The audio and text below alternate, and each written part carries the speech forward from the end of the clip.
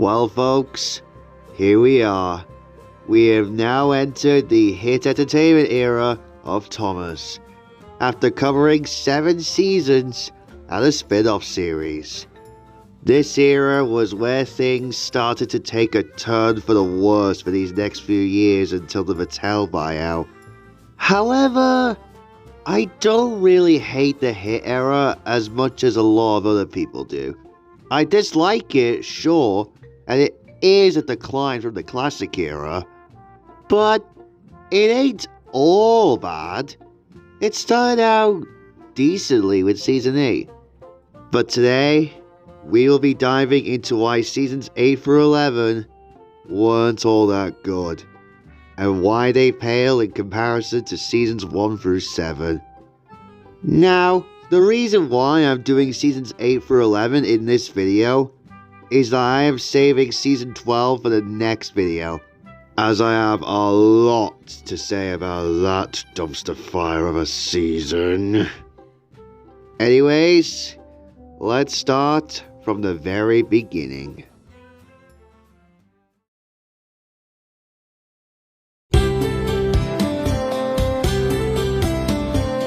Season 8 can only be described as a soft reboot, if you will. And right out of the gate, you can tell that things started to get watered down. It's hard to explain, but compared to Season 6 and 7, everything just feels stale. I feel like it's more notable with the sets. There seems to be a lot more shrubbery covering several scenes, and quite a lack of those mountainy backdrops to imply distance like previously. And as a result, it makes some sets feel kinda samey.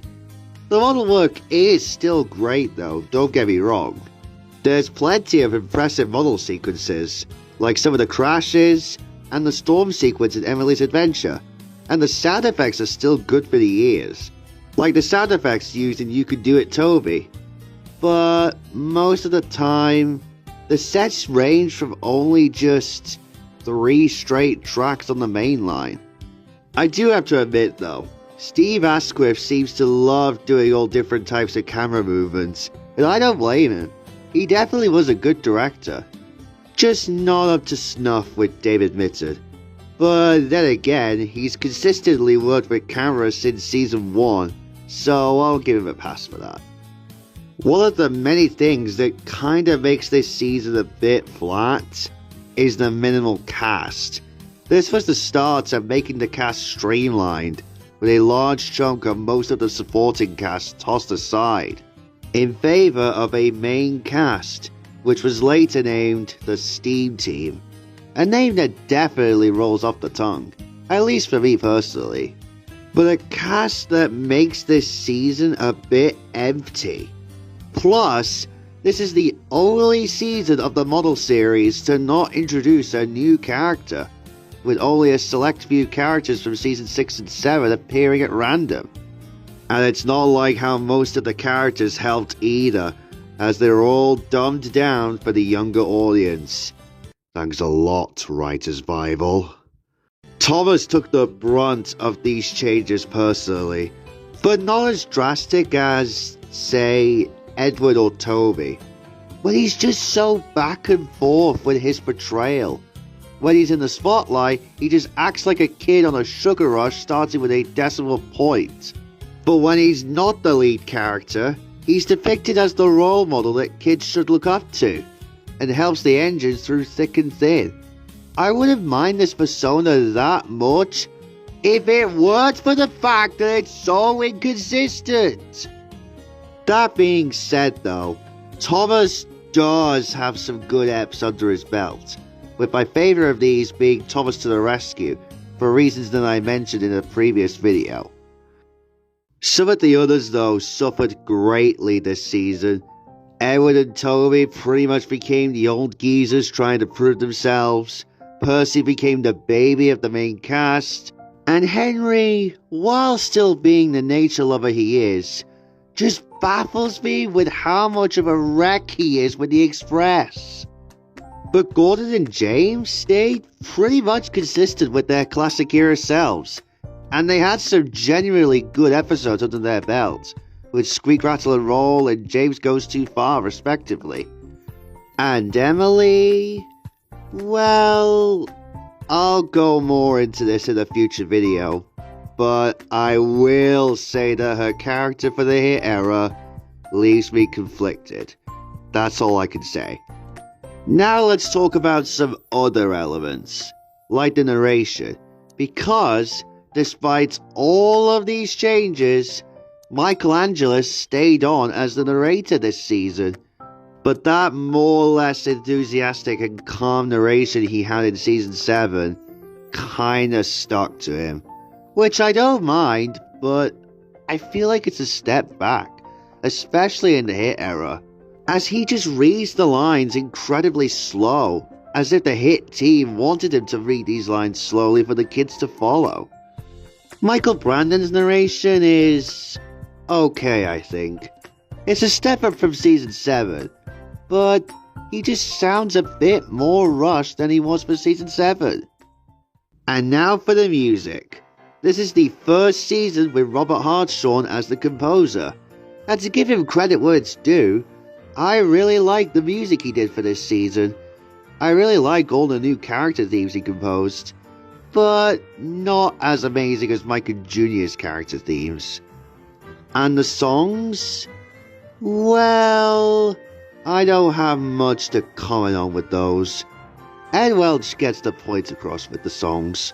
Some of my favourites though, aside from the roll call song, are Surprises, Ode to Gordon and Sounds.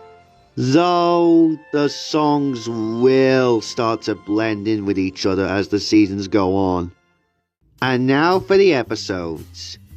Well, this season definitely has quite a lot of episodes that are either just meh or plain terrible, but there are some genuinely good stories, like Squeak, Rattle and Roll for being a genuinely good Gordon story, Thomas and the Firework Display for being a great Thomas and James story, James Goes Too Far for how James tries his best to get his job done despite his outcome he gets for not helping his friends, Halloween for the creepiness and just haunting atmosphere it has going on, Spick and Span, and my personal favourite for this season, Thomas to the Rescue, but just how much Thomas tries to prove himself despite what Diesel said to him.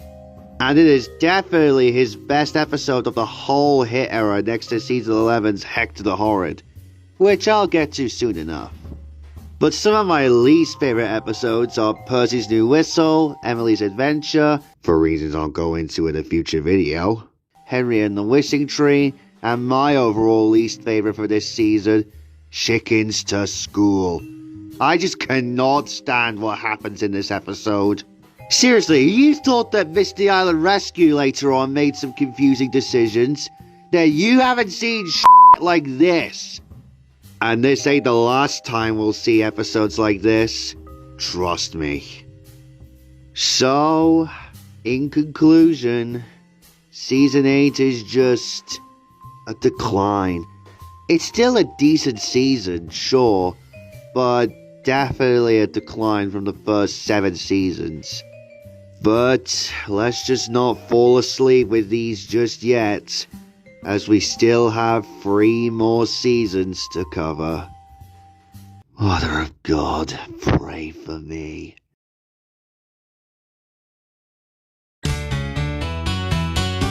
Season 9 didn't really change that much from the previous season. Like, it's a step up for sure, but I don't know, man. You could tell that the team improved from last time, but not by a whole lot. A lot of people say that this is the best of the hit era, and To a certain extent, I can see why in certain places, but I don't know. It's better than its connected movie for sure. Emphasis on movie. But even with that said, nothing really gets carried over to this season. Yeah, you do have the new suspension bridge and Emily being in the new Tidford sheds, but apart from those, nothing.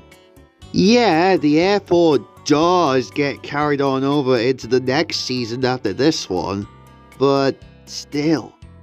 The model work is still good, but again, the sets are just nothing. There are some neat ones here and there, but for the most part, it's still so samey. But there are some positives that make it stand out against Season 8. One of those being that some new characters are introduced. Those being Molly, Mighty Mac, the Thing Controller, Neville, and Dennis. And they're a mixed bag. Molly is interesting for sure. I like how she shows insecurities when someone makes fun of her, and she wants to feel important, which is interesting. Mighty Mac is easily the best of the newbies this season. I just love the idea of a double-headed engine. Makes me wish they appeared in the CGI series so that we can get to see more of their personalities. Same thing with Freddy next season, but let's not jump ahead just yet. I really appreciate the team at HIT for finally giving the narrow gauge engines their own controller in the form of Mr. Percival, aka the Thing Controller, instead of just being the fat controller all the time. Yeah, his personality isn't much, but I appreciate this element. Neville is nothing, and I have nothing to say about this guy. He has a cool design, but I just don't care about this guy. He just exists. And then we have Dennis. This guy's probably my second favorite newbie this season. I like how he tries to get others to do his jobs for him because he's lazy. Cause as usual bloke Luke said in his season 9 review, it's basically a twist on the boy who cried wolf scenario. And I appreciate that. Shame he only appeared in The Great Discovery after this, cause Dennis had quite a bit of potential. Oh yeah, speaking of the narrow gauge engines, they make their comeback this season after being absent in Season 8, which, again, I appreciate the team at HIT for doing this, so that it adds more variety to the character roster, but they might as well have not returned, as they probably got the worst treatment out of all the characters in the HIT era, because now, they're treated like baby trains. Scarlo and Rhaenyra now act like reckless children, Rusty is impatient and doesn't keep track of time, and Peter Sam is the critical one of the group, putting down the Legends of Proteus. But fortunately, Duncan's the only one of the narrow gauge engines who made it completely unscathed, and his Spotlight episode this season was genuinely really good. As for the Steam team, well, not much changed. Gordon and James are more or less the same with some great episodes under their belt. Percy was surprisingly handled really good. And his Spotlight episode, Percy and the Oil Painting, which is the debut episode of the season, sees him at his best this season. Henry is in his nature lover state, Thomas is inconsistent once again by being a child when he's the focus, and being the voice of reason in episodes when he's not the focus. Emily's still in her bossy era, Toby was alright, and Edward is still out of character as the old geezer who thinks he's not useful anymore, and his Spotlight episode was pretty bad. Oh yeah, and we even got some other returnees outside of the narrow gauge engines, like Bill and Ben as an example. Hell, Ben even appears without Bill in Bold and Brave. That's pretty neat. And even Dara Jahan makes a return, in a pretty lackluster episode, being honest. Now for the narration. Michelangelos is alright still. He's a little bit more energetic as he was in Season 8, but still a far cry from all the energy he had in previous seasons. And Michael Brandon is just the same old, with energetic narration, but mostly bad voices, especially with the narrow gauge engines.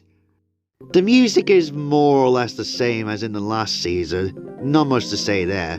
And the songs are, once again, alright. Some of my personal favourites are Brave Little Engine, Buffer Up and Share, Party Time, Pride, and Every Day's a Special Day on Sodor. But I have nothing to say about Day and Night and Togetherness. They're just fine. And finally, episodes.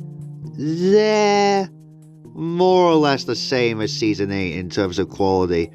There are some gems in there for sure, like Thomas's New Trucks, Thomas's Day Off, Keeping Up with James, Bold and Brave, Duncan and the Old Mine, Mighty Mac, Percy and the Oil Painting, Flower Power, and my personal favourite from this season, Respect for Gordon. But you gotta get through all the sludge in episodes like Thomas Tries His Best, Thomas's Milkshake Model, Thomas and the Rainbow, and the atrocities that are Saving Edward, Rhaenyra and the Dinosaur, and especially Scarlowy the f***ing Brave. God, that episode sucks. So, Season 9 is just another run-of-the-mill season. It's decent, yes, and it's a notable step up from Season 8, and is a better watch than Calling All Engines. But it's just more or less the same as last time, with nothing to it that makes it on par with Seasons 1 through 5. There's some gems here and there, yes, like the cast being expanded more, and the addition of new characters, but that's about it. Not much else to say other than this is just another generic and lackluster season. Moving on.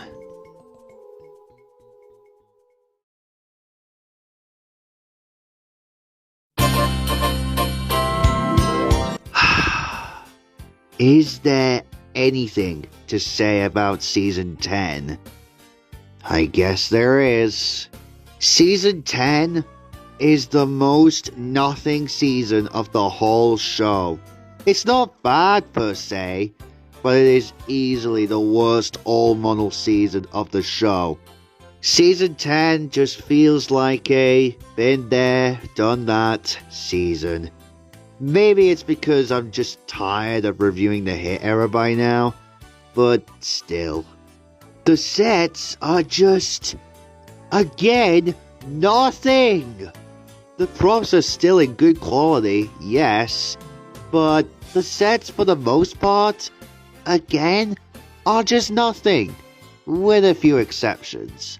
The returning airport from Calling All Engines looks nicer than it was in the film, and the biggest new set this season is the wharf. Now I can finally get a chance to talk about this bad boy. This is a really cool looking location for the narrow gauge engines to interact and work in. While we don't have any implied distance or anything, it's at least nice to see a location of industry. And, like I said, it gives the narrow gauge engines a new location to interact with the large scale props of Thomas and James. As bad as they look. That's all I can say about the sets, really.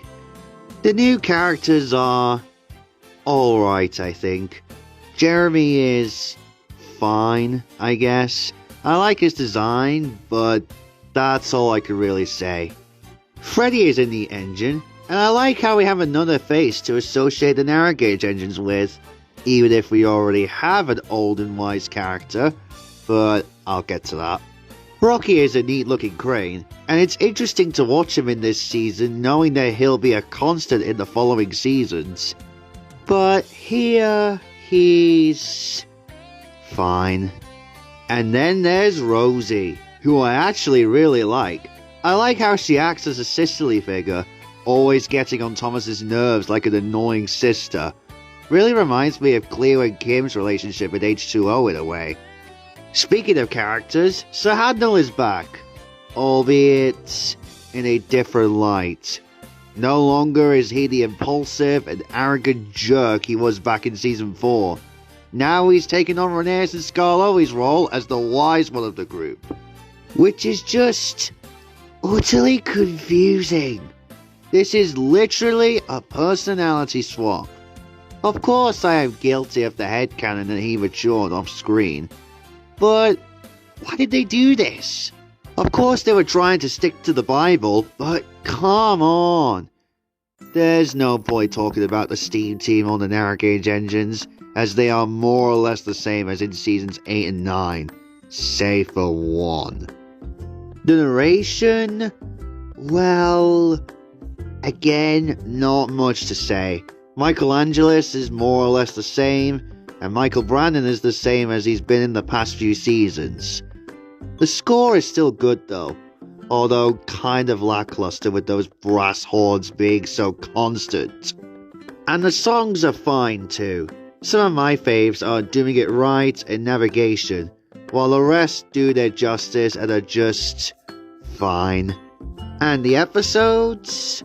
Well, unfortunately, there's a lot more stinkers this time around. But we do have some gems. First things first though, too, it's good to be Gordon. Perhaps I treated you too harshly. Yeah, it did screw up with the continuity of Henry needing special coal, but it's still a good episode, that's for sure. Other gems include Toby's new shed, Big Strong Henry, Emily and the Special Coaches, Duncan's Bluff, James the Second Best, and my personal favourite, Thomas and the Treasure. Not sure if that's a hot take, but I'm gonna stick with it. But then you have the real stinkers like Wolf and Peace, Tough Thomas, Thomas's fucking frosty friend, and especially Edward Strikes Out. Purely because of how unbelievably out of character Edward was in this episode. And that's about it. I apologize if I sounded a bit tired from all this shit, but that's just how Season 10 makes me feel. It leaves me with nothing to say other than it's just a big pile of nothing. At least I'll have more to say for the next season, that's for sure.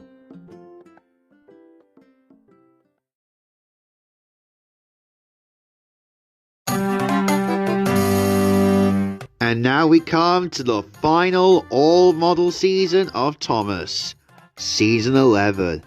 And I'm gonna say it, Season 11 is the only good season of the entire hit era. Yeah, it's still not up to par with Seasons 1 to 7, but I see some improvements this season with the visuals. Let's get the obvious out of the way. The yellow tint across all of the footage from this season. I personally kinda like it. Granted, it's not Season 4 levels of fuzziness, but it's at least an effort to make the visuals this season a lot more convincing. Plus, this season is the first of 2 seasons of the model era to be shot in high definition, before Seasons 1, 2, and 3 would get their varying HD remasters. Yeah, you still do get the 3 straight tracks with loads of shrubbery like we've seen in the hit era so many times now. But at least with those, the HD quality elevates it a little. The same applies to the narrow gauge sets as well, especially the forest sceneries. They look really pretty to look at. Like, just seeing the warp in high definition is just so neat. Now, the Season 11 footage here is the color correction versions done by the now terminated Thomas HD Classics, and I have to admit that they do look better to look at. And hell, I've even attempted to color correct the footage for The Great Discovery in my music videos. I tried with Season 11, but it didn't turn out that great. So from now on, I'm sticking to how the Season 11 footage looked originally. Another thing I really like about this season, and this also applied to The Great Discovery as well, is that quite a few secondary characters appear in various episodes this season. They don't have any lead roles or anything, but I appreciate the cast being expanded more. Cranky gets some limelight in Hide and Peep, as do shockingly Donald and Douglas in Gordon and the Engineer.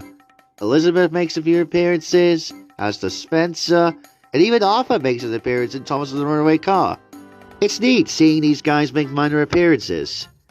The new characters are, again, alright. Whiff is a cool looking engine. I like how he doesn't take anyone's comments seriously, and he's just happy doing his work. Hector is easily the best newbie from this season, going from an intimidating truck who is probably the worst behaved truck out of all the troublesome trucks, to a bit of a softie after overcoming his fear. It's such a shame that Hector never appeared again after next season's James works it out, because I think he's definitely up for some unique story ideas, as he is easily the best truck character in the show. Yeah, even more than Scruffy. Billy is awful. Easily the worst character in this season and the worst Thomas character ever conceived.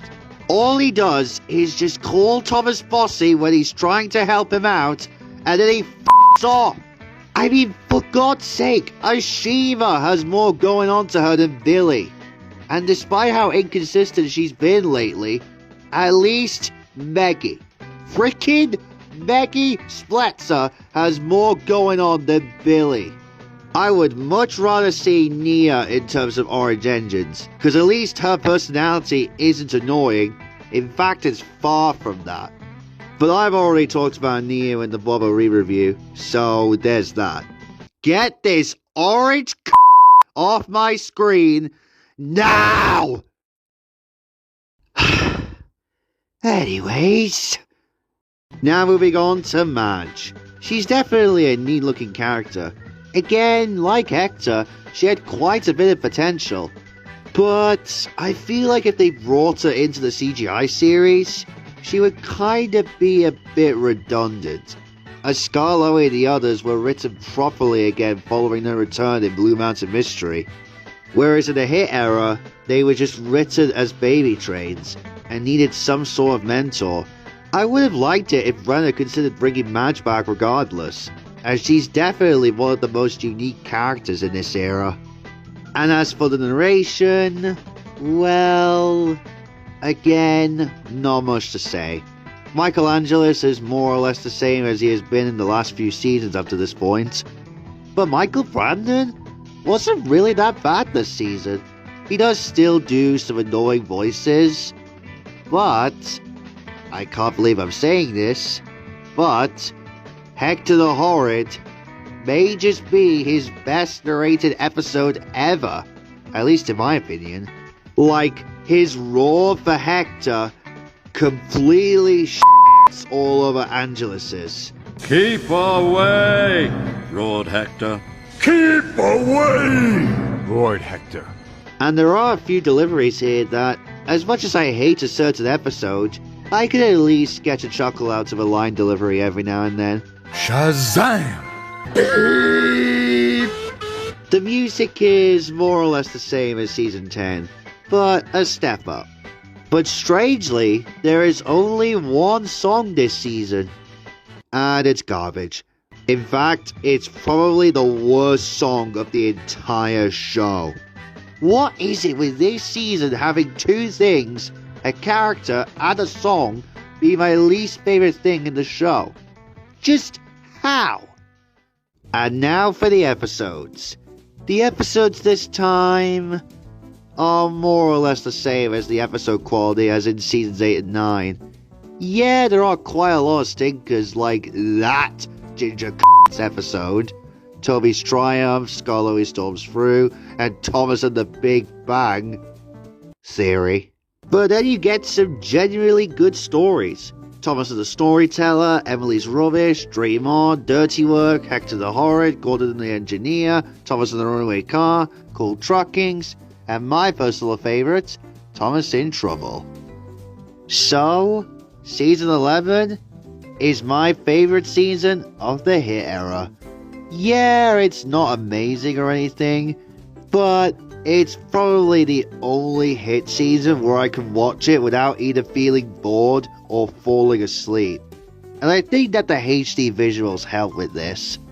As a final all-model season, this wasn't too bad. Although, I feel like it could have done so much better. Like what followed it chronologically, The Great Discovery, which truly felt like a finale to the model series in terms of scope and model work. But to give Season 11 some benefit of the doubt, it was at least an effort to bring some life back into Thomas. And so, in conclusion, Season 11 isn't amazing. It's just good.